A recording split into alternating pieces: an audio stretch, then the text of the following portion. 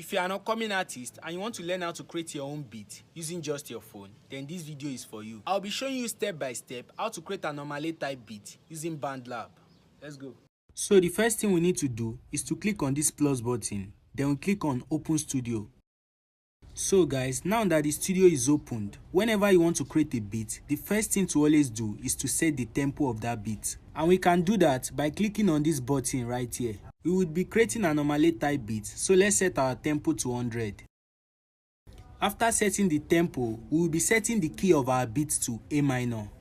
After that, the next thing is to create the chord progression for our beat. And we can do that by clicking on this plus button right here, then we select virtual instrument. To create a chord progression, we need a piano. So we are going to swipe, then we are going to select electric piano. Now that we have opened our piano, the next thing is to create our chord progression. For this beat, we are going to be using the ACGD progression. So the first thing is to select each root note. Now we have 2 bars, so we are going to use that to create a triad. We can do that by selecting the 1, 3, 5 notes.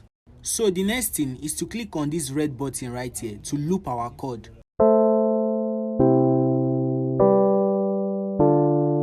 We can make our chord interesting by adding some movement to it, just like this.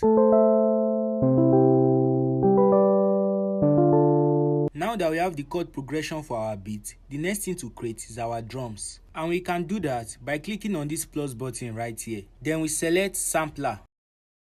Then we select build from scratch to start creating our drum pattern. Then we click on this button right here. Then we click on browse samples. To create an Anomaly drum pattern, the first thing we need is the kick. We can do that by clicking on this button. Then we select one shot. Then we click on the instrument section and we select kick. Then we select Afrobeat. Then we click on show. We can select any one out of all the kicks we have here. We click on this button to select the one we want. So now here is our kick. We are going to lay it on every first step by clicking on this button, just like this.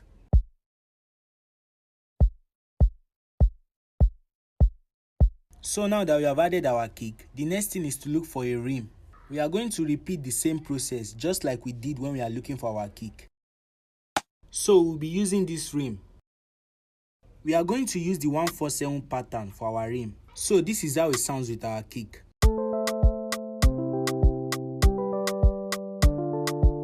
To make our drum pattern hit properly, we can layer some percussions on our rim, just by repeating the same process and layering different percussions on our drum pattern. We can also add some conga and different African percussion elements till we get something like this.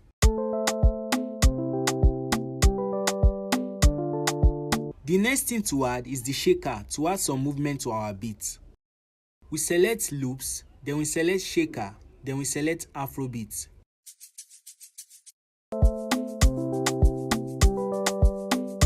So now that we have our shaker, we can add an electric bass to give our beat some depth. So we'll be using this DUB bass. So guys, we are going to be using our root note as the bass progression, just like this. With other instruments. So guys, to add some emotion to our beat, we can add a pad by duplicating our chord progression. Then we add a 1-pad instrument.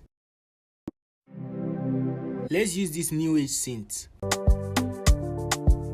Then I recorded this vocal sample. Fine girl, tomato, yeah, feeling my day, killing myself.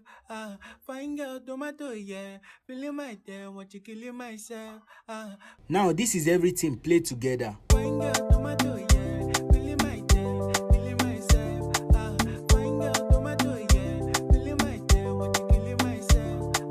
Fine girl, tomato, yeah, feeling my day, killing myself.